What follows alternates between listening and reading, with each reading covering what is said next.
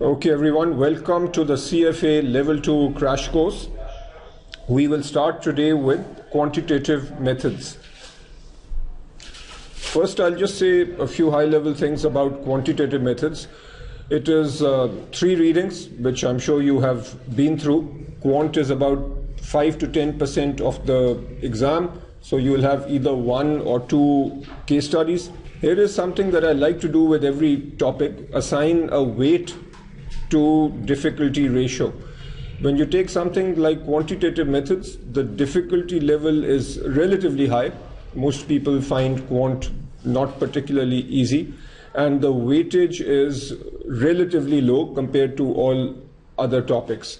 So the overall ratio is low compared to a topic like equity, where the weightage is high and the difficulty level is relatively low. So with equity, the ratio is very high. Now, this doesn't mean that you can blow off quant. It is still at least 1 case study, maybe 2. So my point is that you should not get hung up on this and spend too much time at the expense of other topics, but you should still understand the basics and try to do reasonably well on this subject. Many people think that there are lots of formulas here, but the fact is that there are not that many formulas in quantitative methods. There are some, obviously, which we'll go over. But the larger point with quant is to understand the key concepts and to understand the terminology. I have shared a document indicating what mock exams are relevant for quantitative methods. All the mock exams from 2009 onwards are relevant. So make sure you do all the quant questions from 2009 and beyond. All right, now what I'm going to do is take the critical points from every single reading and cover those. And then what we'll do is answer the questions that were submitted to me. So let's start with correlation and regression. And those who are listening online can submit their questions, and during the break I'll review the questions and then try to respond. So with the first reading on correlation and regression, there are fundamentally 2 aspects covered in that reading. One has to do with correlation and the other regression, as the name implies. So let's start with correlation. With correlation, the critical formula that you need to remember is this, and I'll just set the context here. We are evaluating the correlation between 2 populations. So if you have population A and population B, so these are 2 different variables, what you do is you draw a sample from A, draw a sample from B, and you try to find out the correlation, or you find out the correlation of those samples. That sample correlation is denoted by the symbol R, and you are trying to use this R, which is based on a sample, to make a judgment about the actual correlation between these 2 variables A and B. The actual correlation is denoted by the symbol rho. Just based on R, let's say you figure out the sample correlation and that is 0.3. How do you figure out whether this correlation based on the sample is statistically significant? And the answer is you use this relationship. You use a regular t-test, and as you learnt at level 1, you come up with the t-stat first, and this formula must be learnt. The t-stat is the sample correlation from here into square root of n minus 2 over 1 minus r squared, and we'll see an example later where this is used. Then you compare this test stat with a critical value. The critical value, let's say, is 2. Then if the t-stat is greater than 2, then you can reject the null hypothesis that the correlation is 0. In other words, if this t-stat, let's say, is 3, that means that there is some non-zero correlation between the variables. So key point from this slide is to memorize this formula and understand how to use it. We move to linear regression, and in this particular reading we just deal with 1 independent variable. Linear regression allows us to use 1 variable to make predictions about another. It allows us to test hypotheses about the relation between 2 variables and quantify the strength of the relationship between the 2 variables. Linear regression assumes a linear relationship between the dependent and independent variables. So the x typically is the independent variable and y is the dependent variable. And With the regression line, what we are trying to do is draw a line which best fits the data given. And you don't really need to know this relationship, but essentially what you are trying to do is draw a line such that these error terms overall collectively are minimized. From a testability perspective, you need to be able to study the ANOVA table, which essentially is the analysis of variation. And let's look at a simple ANOVA table. This has been taken from the curriculum. We don't need to go into the details of what is behind this table, because at this stage I just want you to understand all the major terms over here. Remember, we have run a regression and the output that we get is in the form y is equal to some coefficient, let's call it b0, plus b1 into x1, and then there is an error term. So what is this output telling us? The multiple R, 0.9280, this is a measure of how good our regression is. In the case of two variables, this multiple R is also the correlation. It is the correlation between the x and y. The R squared is a measure of how much of the variation is explained by the regression. And what do we mean by that? Let's say that you have some data and you have a regression line. Now notice that there is a relationship between y and x. And this regression line, if it does a good job of predicting the value of y, then the R squared will be relatively high, which it is over here. The highest it could be is 1, so this high number is a good thing. And then we have standard error of estimate. Actually, what I'll do is I'll show you on the next slide a more detailed description of these items. So I've talked about these items, the R squared, the multiple R. This is a formula that you need to know, shown right here, but I'll first read what these terms mean. R squared is also called the coefficient of determination, and all these terms need to be remembered. R squared measures the fraction of total variation in the dependent variable that is explained by the independent variable. In other words, if you know the independent variable, how good are you at predicting the y, or the dependent variable? If this regression allows you to do a good job of predicting that dependent variable, then R squared will be high. The total variation, if the total variation is given by unexplained variation plus explained variation, then you can also automatically come up with this relationship. So R squared is explained variation over total variation. The explained variation would be total variation minus unexplained variation, and that can also be written like this. Now, a point to also remember is that with one independent variable, R squared is the square of the correlation. In other words, the multiple R is essentially the correlation. And if you look at the numbers over here and you take out a calculator and you take the square root of R squared, you take the square root of 0.8611, you will get 0.9280. On the exam, a question might be that you are given the R squared and you only have two variables, one x and one y, and you are asked to calculate the correlation of the two variables. That will simply be the multiple R, which is the square root. At other points, they might ask you to calculate not calculate, but there'll be three options and you'll be asked what is the correlation, and you just need to know that multiple R is the correlation. There are questions like this in the curriculum, and I've seen questions like this on past papers. All right, now R squared tells you how good the regression is. Something else that tells you about the regression is this F statistic. So here the F statistic is 359. A high F statistic is a good thing, all else equal. Now, how do we come up with this F stat? These are things that we have covered in our regular lectures, so I'm doing this relatively quickly. When you do an analysis of variation, there are three rows. The first row is based on the regression. Here we have 1 degree of freedom, which corresponds to one x variable. And then you have sum of squares, which is a number related to how good your regression is, how much is explained.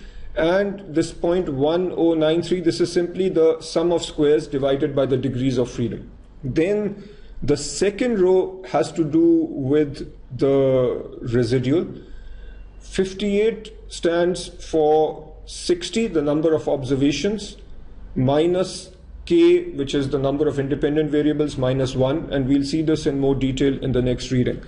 And then the sum of squares has to do with how much error we have. The f-stat is the ratio of these two. It's 0.1093 divided by 0.0003. I'll talk about this in more detail, and I'll talk about the p-value and the significance, but at this stage just remember that a high f-stat means that the explained part, the numerator, is much more than the residual, and a big number is good. Then over here we have the coefficients. So the b0 is this number, and the b1 is this number, 0.7902. You need to understand the relationship between standard error, t-stat, and coefficients. And you also need to be able to come up with the range or the confidence interval for these coefficients. These coefficients are important because they are defining this whole regression equation. So what is the link between these three?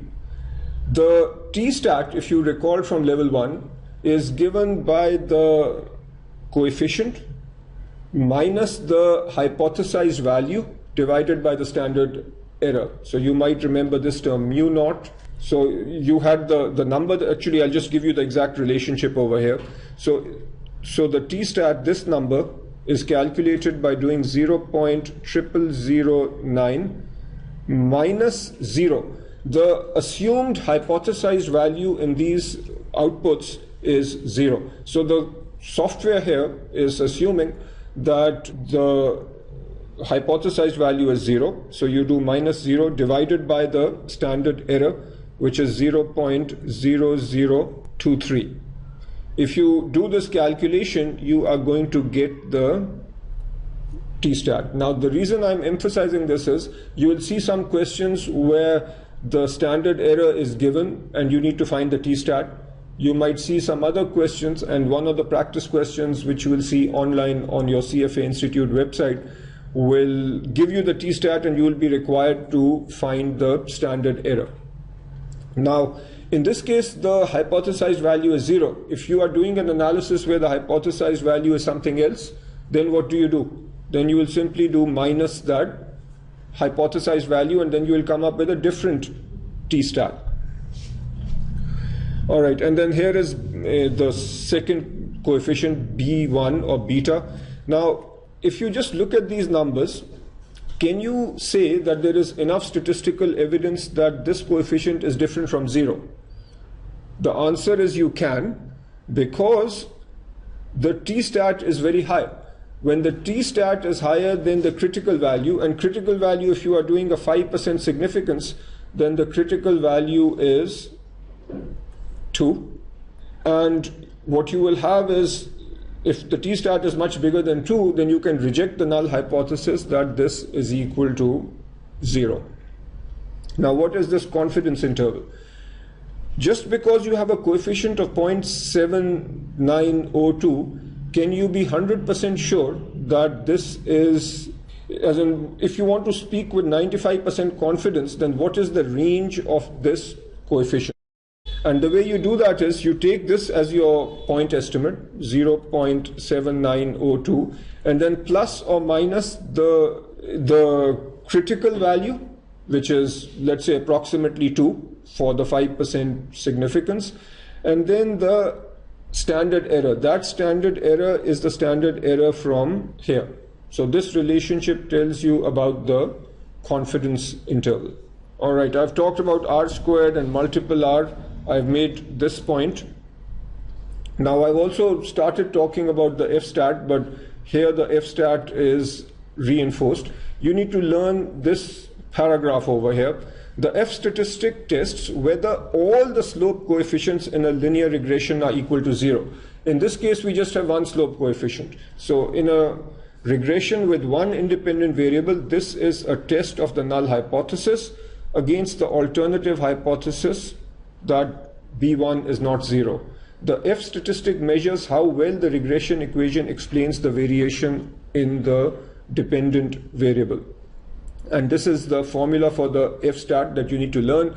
And I have seen questions where this is tested.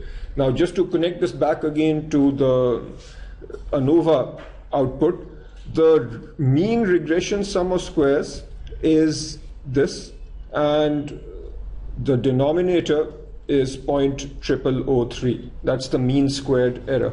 Another item that you see in your regression output is the standard error of estimate, also written as SEE. This measures how well a given linear regression model captures the relationship between the dependent and independent variables. And you can think of SEE as a measure of the difference between all these points and the regression line. If you have a big difference over here, big spread, then SEE will be high.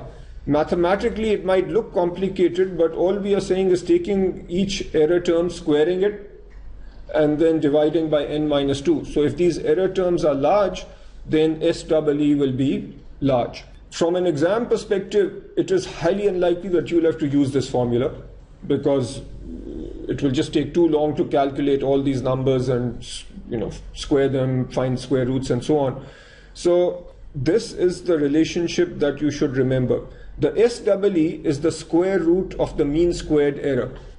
The SEE gives some indication of how certain we can be about a particular prediction of y using the regression equation.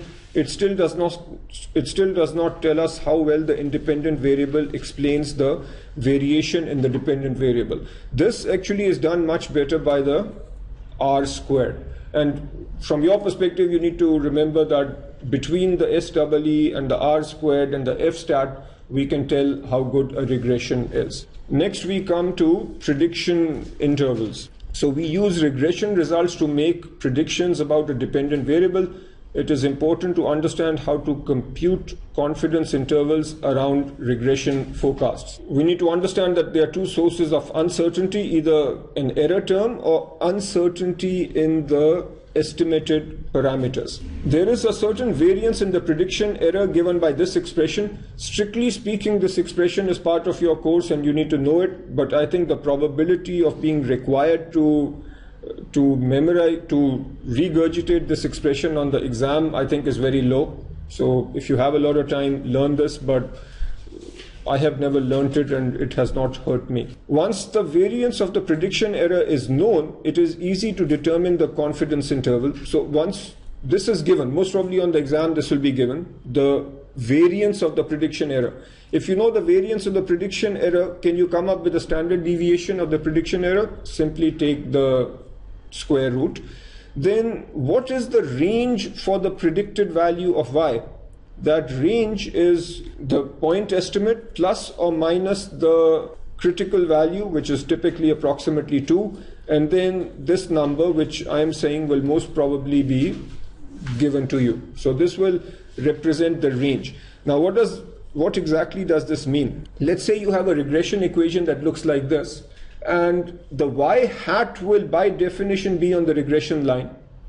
What this range is telling us is that the actual y should be somewhere in this range, and the plus or minus this 2 is saying that you are speaking with 95% confidence, and the SF then obviously depends on how spread out the data is. If the data is very spread out, then SF will be a relatively large number. Okay, we are on the second reading now.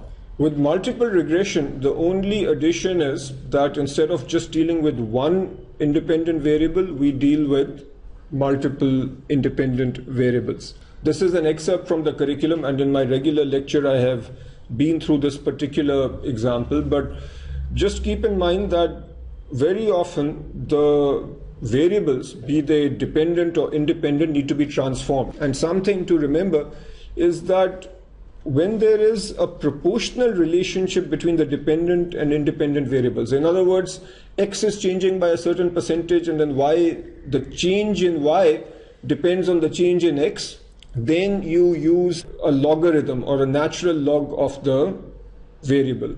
And if you do these transformations, typically actually on the exam, the transformations will be given to you. So you will be told that you need to use so and so transformation. But the challenge for you is to make sure that when you plug in numbers, you deal with those transformations. Here again, it is extremely important that you learn how to evaluate the regression output. So this is another ANOVA table.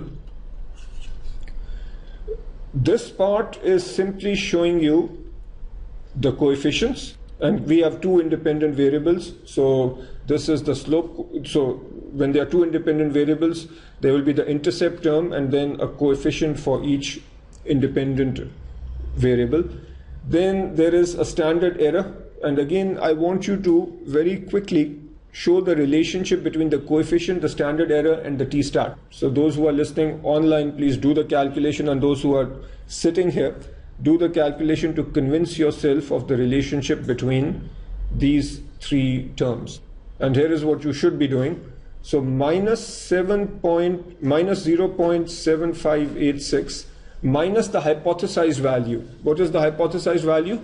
It is 0 divided by the standard error, which is 0.1369, should give you what? It should give you the t-stat. Now, if my hypothesized value is minus 0.5, then I would replace the 0 with minus 0.5. So whatever my hypothesized value is comes over here. The system that is generating these numbers assumes that the hypothesized value is 0. And what is the significance of assuming 0? If we can reject the null hypothesis, so if our t-stat is big, and by big I mean generally greater than 2, if the t-stat is larger than 2, as it is in all these cases, then we can reject the null hypothesis that the coefficient is 0. In other words, the coefficient is non-zero, and therefore it is giving us some meaningful information.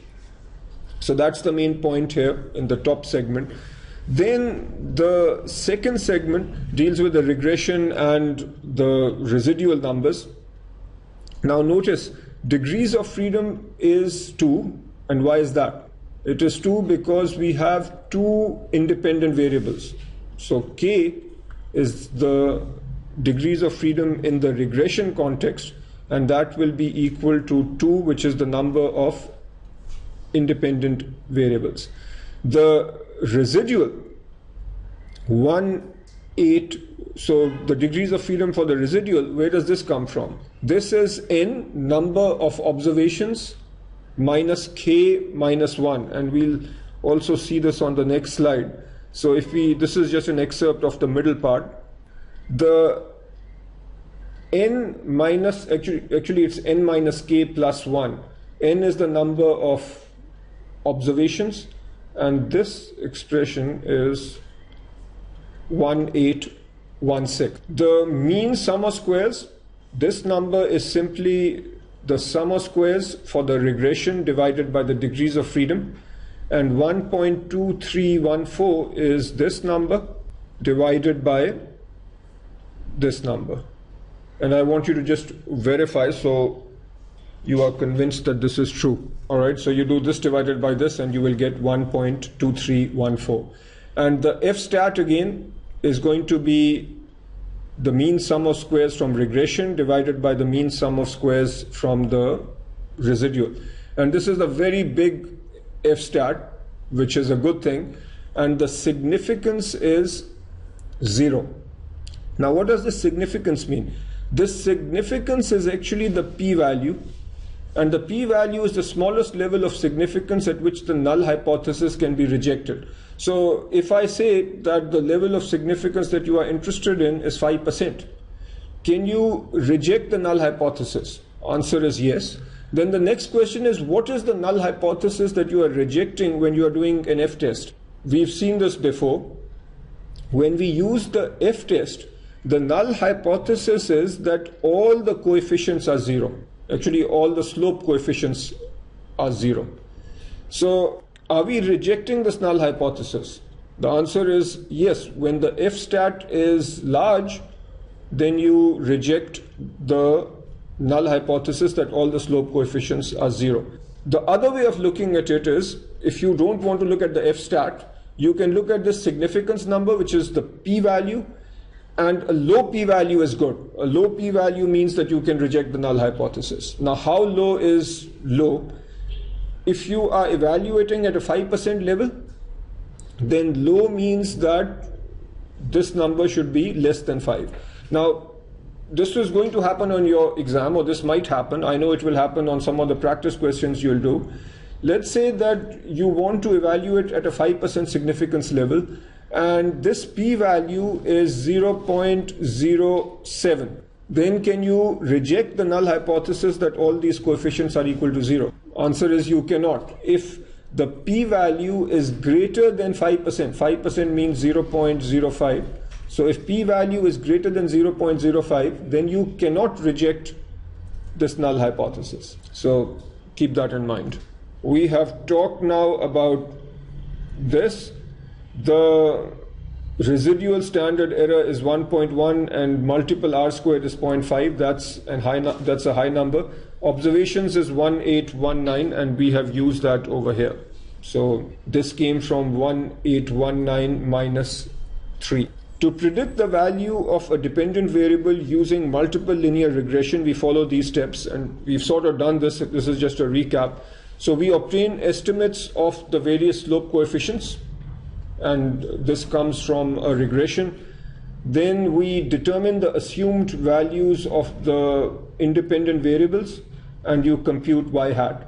And in every single question that I have seen related to regression, you need to come up with this value. You need to come up with a y. You will be given b0, b1, you'll be given the x's, and you just need to plug into the regression equation and come up with y. The tricky aspect is when you need to do transformations, and later when we do questions, we will actually work on a scenario where we have to do a transformation. Here is a quick recap of some of the important terms plus one new term.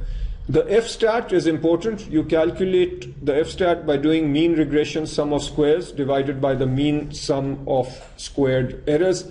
Higher the better. F-stat is used to test the null hypothesis that all slope coefficients are equal to 0. So these are the two most important things to remember with regards to the F-test and the F-stat. The R squared tells us about the explained variation over total variation. So obviously a high R squared is good, because a high R squared is saying that the regression is explaining a lot. When you have multiple independent variables, this is also called multiple R squared or multiple coefficient of determination. It's also called the coefficient of determination. And the reason I'm emphasizing this is that on your exam, any of these terms might be used, and you need to know what the question is talking about. The adjusted R squared is a better version of R squared. The point is that if we use more and more independent variables, the R squared will keep going up. But obviously there is a cost associated with adding more and more independent variables. The adjusted R squared accounts for that additional cost. So from an exam perspective, if you are given two regressions or two models, A and B, all else equal, you should prefer the one with the higher adjusted R squared, not the one with the higher R squared. Again, this is all else equal. So we now will talk about dummy variables, and this is again just a refresher. A dummy variable is a variable which has a value of either 1 or 0. If the condition that we are concerned with is true, then the value is 1, otherwise it is 0. The example that I'm using over here has 11 dummy variables, one for every month. So essentially what's happening in this particular scenario is we want to see whether returns are related to the month. So if a given day falls in January, then this particular dummy variable will be 1, and all other dummy variables, Feb, March, etc., will be 0. In the month of Feb, this variable Feb will be 1 and all other variables will be 0. And note that if there are 12 possible situations, so we can have 12 possible months in a year, then we need 12 minus 1, which is 11 dummy variables. So how do we know it is December? We know it is December if all these dummy variables are 0. What is the F-test in this context? The F-test is, or the null hypothesis is, that all slope coefficients or dummy variables are equal to 0. If you look at this particular output, then can you reject the null at the 5% significance? So what do we look at? And here again, you need to understand the importance of the p-value. So notice the f-stat is low, but is it low enough? Actually, we've talked about the fact that a high f-stat is good. So this is not high, but do we have an issue? The p-value associated with this, significance of f is also the same thing as saying p-value. P-value is 0.12. You compare this with 5% or 0.05. Since the p-value is greater than 0.05, can we reject the null or can we not reject the null? We cannot. If the p-value is too big in this context, being bigger than the significance level, then we cannot reject the null hypothesis. So what does that mean? It means that we cannot say definitively that the stock returns are related to what month it is. Also notice that the multiple R squared is very low. That also tells us that the explanatory power is not very good. And then if you look at these t-stats, do we want these stats to be high or low? We actually want them to be high. All right, so in any case, the t-stats are shown right here. We want the t-stats to be high, because with a high t-stat, if you want your regression, if you believe that your regression is telling you something meaningful, then as we saw earlier, the t-stat or the test statistic needs to be high. In this case, the test statistics, other than, actually all the test statistics that we are looking at here are less than 2. So the point being that this particular regression is not doing much for us. The f-stat is not significant, the multiple R squared is too small, and the t-stats are all not significant. In other words, we cannot say with any degree of confidence that the coefficients are different from 0.